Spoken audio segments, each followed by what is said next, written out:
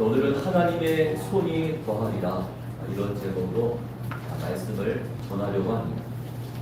사랑하는 여러분, 저희는 이제 출애굽기 말씀을 통해서 하나님의 손길을 두 가지 차원에서 경험할 수 있습니다. 한 가지는 구원의 손, 다른 한 가지는 징계와 심판의 손길입니다.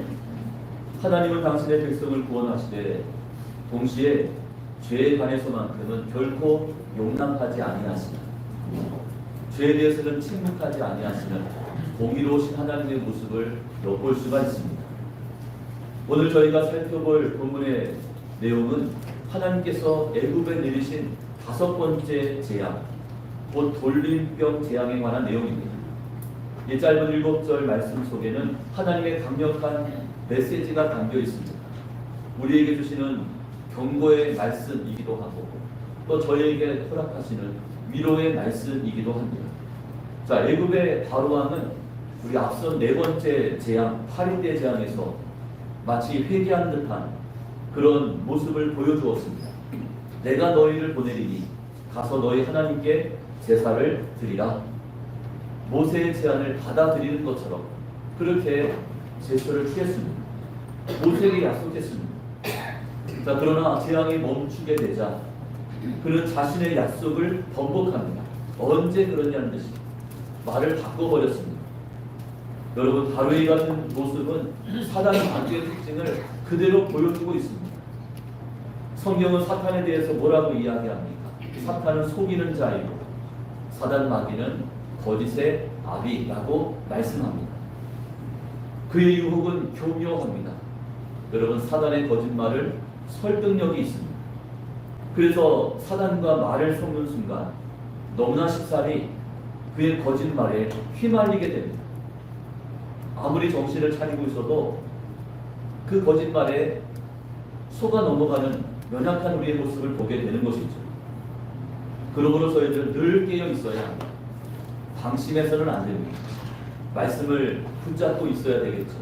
그래서 말씀을 가지고 선과 악을 분별할 수 있는 그런 저희 모두가 될 수 있기를 간절히 축복합니다. 자, 이처럼 자신의 말을 번복하고 거짓으로 하나님을 대적했던 바로에게 하나님은 또다시 모세를 보내셨습니다.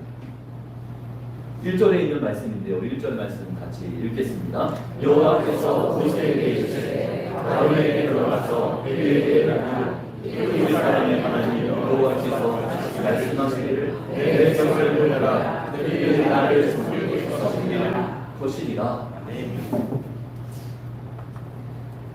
내 백성을 보내라. 그들이 나를 섬길 것입니다. 여러분, 이 말씀은 하나님께서 애굽에 내린 모든 재앙에서 핵심 메시지가 됩니다. 하나님은 재앙이 거듭될 때마다 이 동일한 말씀을 바로에게 반복해서 전하셨습니다. 자, 이유가 무엇입니까?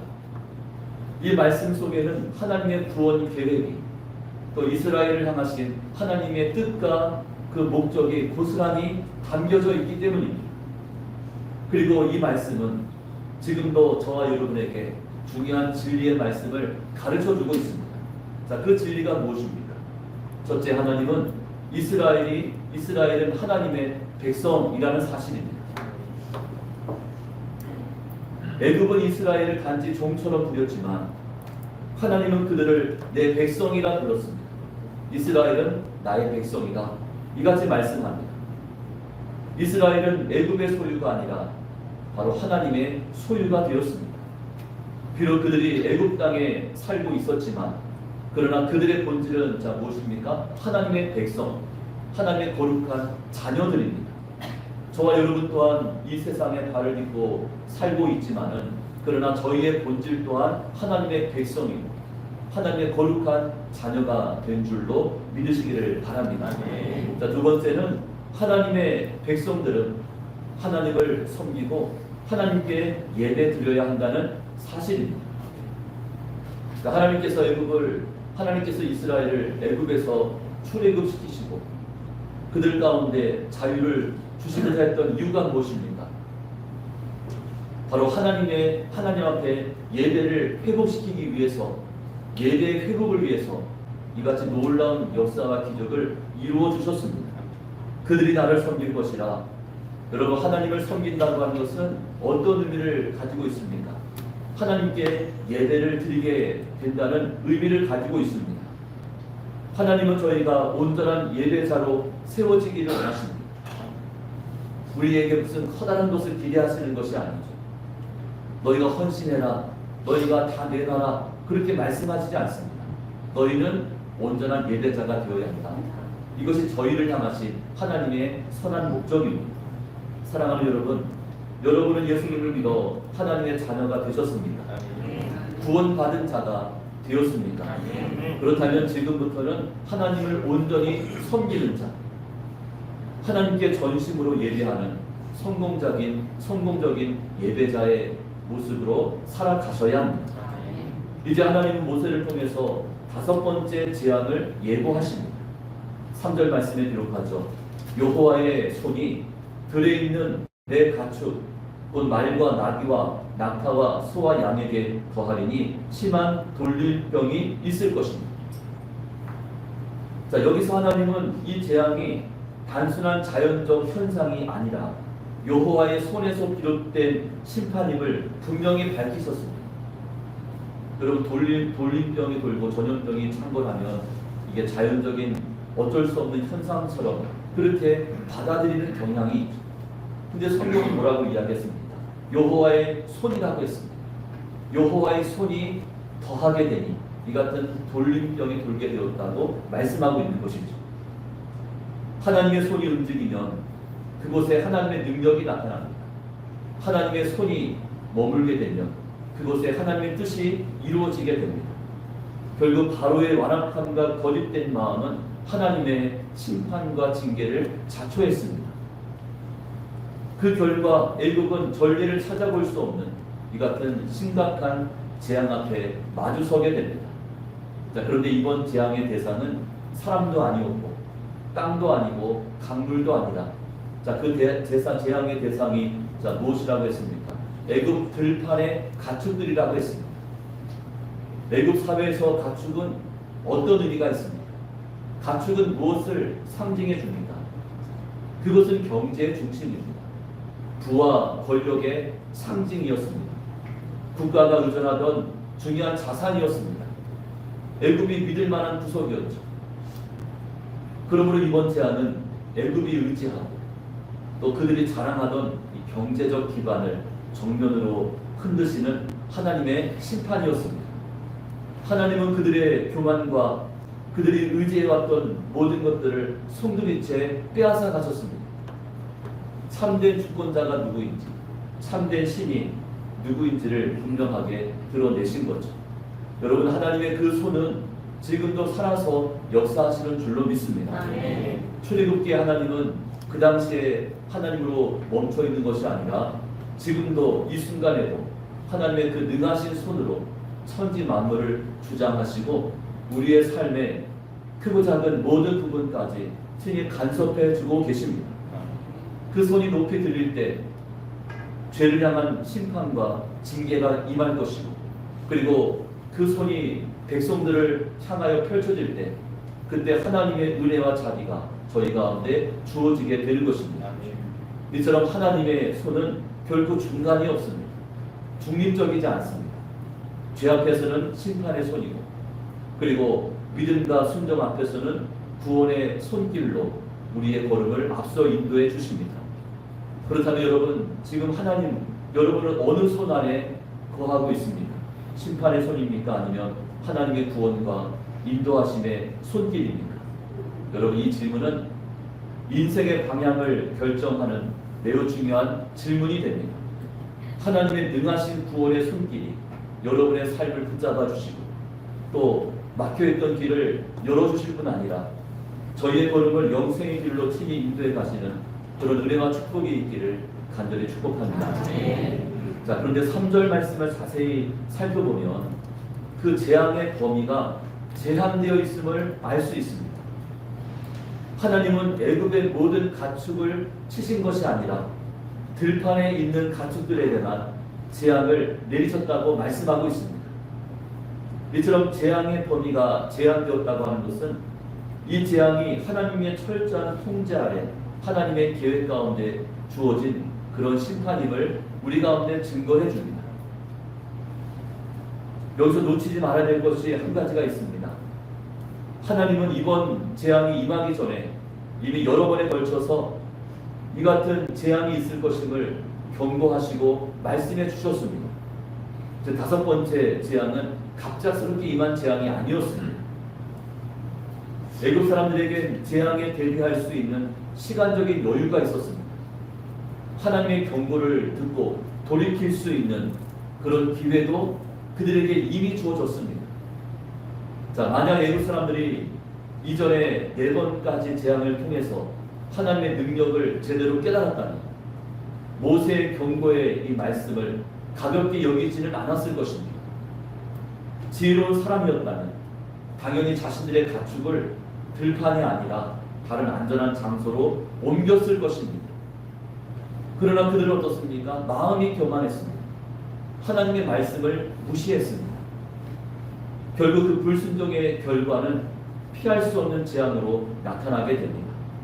같은 말씀을 들었지만 어떤 이들은 그 말씀을 구원의 말씀으로 받았고 어떤 이들은 그 말씀을 심판의 말씀으로 받을 수밖에 없었던 것입니다. 자, 이 같은 원리는 우리에게도 그대로 적용할 수가 있습니다. 하나님의 말씀을 듣고도 순종하지 않게 되면 이런 모세를 통해서 주셨던 경고의 말씀을 무시한 채 자신들의 가축을 들판에 그대로 내버려 두었던 애굽 사람들과 무슨 차이점이 있겠습니까? 여러분, 이 시간 주시는 하나님의 말씀 어떻게 받고 계십니까? 이 말씀을 누구에게 주시는 말씀으로 받고 계십니까? 바로 나에게 하시는 하나님의 말씀이죠. 자, 예수님께서 마태복음 5장부터 7장까지 말씀에 산상수훈 설교의 말씀을 하셨습니다.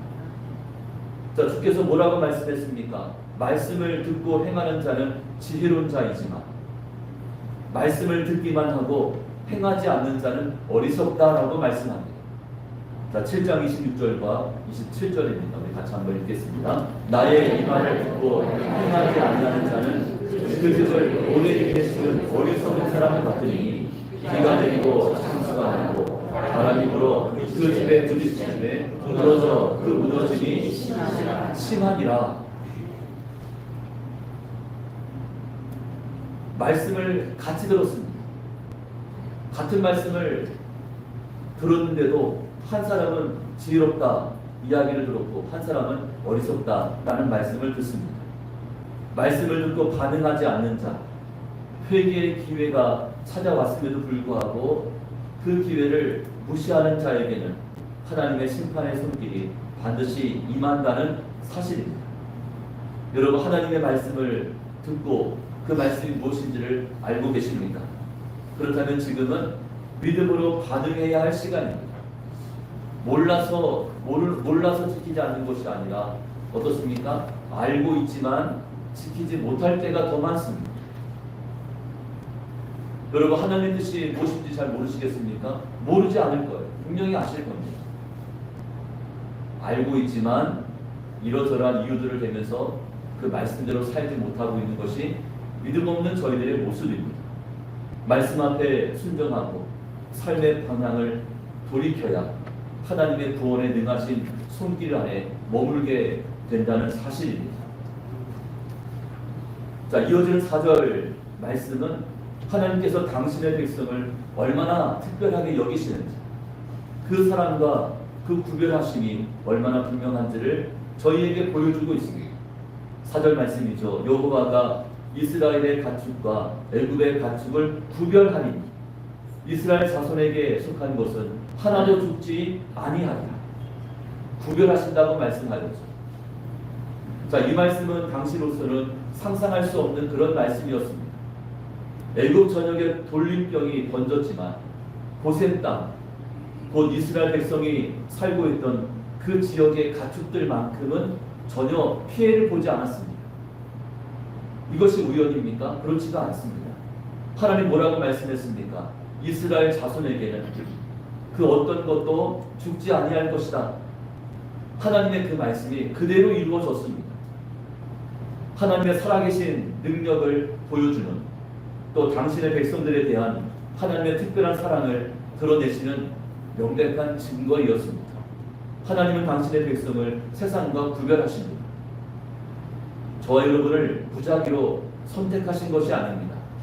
목자가 자기 양들의 이름을 알고 그 양들의 이름을 불러가며 그 양들을 돌보는 것처럼 하나님은 저와 여러분을 창세 전부터 택정하셨고 또 저희를 의도적으로 또 개별적으로 불러주시고 당신의 자녀 삼아주셨습니다. 그러므로 이것은 세상 사람들이 문제 삼고 있는 차별이 아니라 정당한 구별입니다.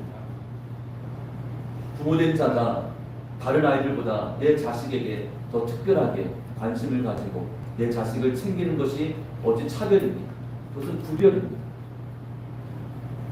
당신의 자녀들을 돌보시고 축복하시는 하나님의 구별된 사랑이 우리 가운데 임한 것입니다. 하나님의 그 사랑은 어떤 사랑입니까? 유별난 사랑이죠. 부모의 사랑이 유별납니다. 자식에 대한 부모의 사랑이 유별난 사랑입니다. 그 사랑이 저희의 안전과 안녕을 보장해 줍니다. 그런데 하나님의 이 구별된 사랑은 오늘 저와 여러분에게도 여전히 유효합니다. 저희에게도 그대로 적용이 됩니다. 로마서 8장에 나온 말씀들이 이 같은 사실을 분명하게 보여주고 있습니다. 성경 전체에서 하나님의 사랑을 가장 깊이 있게, 가장 풍성하게 묘사하고 있는 성경 부분이 있다면 그것은 바로 로마서 8장의 말씀입니다. 자, 8장 32절입니다. 우리 같이 한번 잘 읽겠습니다. 자기 아들을 아끼지 아니하시고 우리 모든 사람을 위하여 내주시니라 어찌 그 아들과 함께 모든 것을 우리에게 주시지 아니하겠느냐. 독생자 예수님을 우리 가운데 내어주신 그 하나님께서 다른 모든 것들을 우리에게 주시지 아니하겠느냐. 가장 귀한 것을 내어주셨기 때문에 나머지 것들은 어렵지 않다는 겁니다. 저희가 하나님께 구하면 하나님 저희 기도 가운데 반드시 응답해 주시겠다는 그런 약속의 말씀이기도 합니다. 로마서 8장 38절과 39절은 이렇게 이야기합니다. 내가 확신하노니 사망이나 생명이나 천사들이나 권세자들이나 현재일이나 장래일이나 능력이나 높음이나 기쁨이나 다른 어떤 피조물이라도 우리를 우리 주 그리스도 예수 안에 있는 하나님의 사랑에서 끊을 수 없으리라. 저와 여러분은 그런 존재입니다. 이 세상 그 어떤 피조물들도 저와 여러분을 해코지할 수 없는 하나님께서 지켜주시고 안전하게 돌봐주신다는 약속의 말씀입니다. 여러분, 저희가 살고 있는 이 세상 어떻습니까? 거칠고 위험한 세상이죠. 저희는 그곳에 살고 있는 나그네 인생입니다. 그런 저희에게 하나님의 사랑, 하나님의 특별한 사랑, 하나님의 구별된 유별난 그 사랑은 위로가 되고 소망이 됩니다. 세상이 흔들리고 우리 가운데 고난과 시련이 찾아온다 해도 하나님의 그 사랑은 결코 저희를 놓치거나 포기하시는 법이 없습니다. 자, 이 5번째 재앙, 돌림병 재앙을 직접 확인한 이 바로는 어떤 반응을 보였습니까? 7절 말씀에 기록합니다. 바로가 사람을 보내어 본즉 이스라엘의 가축은 하나도 죽지 아니하였더라. 그러나 바로의 마음이 완강하여 백성을 보내지 아니하니라. 바로는 하나님의 능력을 직접 확인했습니다. 재앙이 실제로 임한 것들을 그가 눈으로 보았습니다. 하나님의 말씀대로 이스라엘의 가축들만큼은 전혀 피해를 입지 않았습니다. 바로는 이 사건을 통해서 또다시 하나님의 절대적인 능력, 그리고 당신의 백성들을 향한 하나님의 특별한 사랑을 분명히 깨달았습니다. 그럼에도 불구하고 바로는 마음을 닫아버립니다. 완고했습니다. 완강해졌습니다. 이것은 불순종의 단계를 넘어선 것이죠. 단지 불순종한 것이 아닙니다. 하나님의 권위 앞에 정면으로 도전하는 의도적인 반역이었습니다. 여러분, 이 말씀은 저희에게도 강력한 도전이 됩니다. 하나님의 말씀을 보고 또 듣고 또 깨달았음에도 마음을 돌이키지 않거나 삶의 방향을 바꾸지 않게 되면 그 결과는 더 큰 재앙을 초래할 수밖에 없습니다. 왜냐하면 하나님의 경고는 저희를 정죄하기 위한 것이 아니에요. 돌이킬 수 있는 기회이자 은혜의 방편으로 이같이 경고의 말씀을 주시는 겁니다. 그저 하나님께서 우리에게 경고하실 때는 우리를 정죄하겠다 그런 뜻이 아니죠. 가던 길을 멈추고 다시금 바른 길로 돌아서야 한다. 더 큰 화를 면할 수 있다. 은혜의 말씀으로 기회를 주시고자 경고하실 때가 있는데 그 경고의 말씀을 들을 때 여러분 돌이키시면 됩니다. 그저 경고의 말씀을 듣고 다시금 주님 앞으로 나오시면 되는 것입니다. 자, 바로는 어떻게 했습니까? 하나님의 그 말씀, 그 손길을 거듭 거절하였죠. 결과 더 이상 돌이킬 수 없는 그런 심판의 자리로 추락했음을 저희는 기억해야 합니다. 오늘도 저희에게 말씀하시는 그 하나님의 손길을 애써 외면하지 마시고 돌이킬 수 있을 때 돌이켜야 합니다. 그리고 순종할 수 있을 때 순종하는 것이 그것이 복이며 그것이 은혜입니다. 즉시 순종하는 자, 그가 바로 하나님 앞에 복된 자임을 저희는 명심해야 합니다. 이제 말씀을 정리합니다. 저희는 출애굽기 말씀을 통해서 하나님의 손이 어떻게 역사하셨는지를 살펴보았습니다. 바로의 경우는 어떠했습니까? 하나님의 이 같은 능력의 손길을 직접 봤음에도 불구하고 직접 경험했음에도 불구하고 마음을 열지 못했습니다. 완악했습니다. 그 완악함으로 말미암아 자신도 망했고 또한 애굽도 멸망의 길로 들어설 수밖에 없었습니다. 반면 하나님은 당신의 백성들에게 피할 길을 열어두셨습니다. 그 하나님의 손이 고센 땅을 보호했습니다. 이스라엘의 가축 하나까지 세심하게 지켜주셨습니다. 지금도 마찬가지입니다. 하나님의 그 손은 오늘날 이 시대에도 죄에 대해서는 심판의 손이고 또 믿음으로 순종하는 자에게는 자비와 구원의 손길로 우리 가운데 함께 하십니다. 여러분 지금 어느 손을 붙잡고 계십니까? 여러분 구원과 은혜의 손, 그 손을 붙잡을 수 있기를 축복합니다. 여러분 하나님의 경고의 말씀이 심판의 말씀으로 이어져서야 되겠습니다. 저희는 그 말씀이 변화의 불씨가 될 수 있도록 순종으로 반응해야 합니다. 지금 돌이킬 수 있을 때 저희는 돌이켜야 합니다. 그리고 가던 길을 멈춰서야 합니다. 오늘 순종할 수 있을 때 저희는 순종해야 합니다. 그것이 은혜입니다. 그것이 축복입니다. 그러면서 저희는 다음과 같이 믿음으로 선포해야 합니다. 자, 무엇을 선포해야 합니까? 하나님의 손이 죄와 타협하려는 내 마음과 생각 위에 더한다. 그리고 하나님의 손이 두려움과 염려로 인해서 흔들리고 있는 나의 가정 위에 더하리라. 하나님의 손이 광야길을 걷고 있는 영진 교회 위에 더하리라. 아멘. 여러분 하나님의 능력의 손이 여러분의 신경과 여러분의 가정, 몸된 교회 위에 이같이 더해지고 또 더해질 수 있기를 축복합니다. 아멘. 자, 이 하나님의 놀라우신 손길이 여러분의 삶을 붙잡아 주시고 여러분을 지켜주시고 또 여러분을 회복시키고 마침내 영원한 생명의 승리의 길로 이끌어 가실 줄로 믿으시기를 바랍니다. 아멘. 이번 한 주간 하나님의 능하신 손 아래 살면서 그 손을 붙들고 믿음으로 이기며 승리하는 그런 진정 복된 한 주간의 삶이 다 될 수 있기를 주님의 이름으로 축복합니다. 아멘.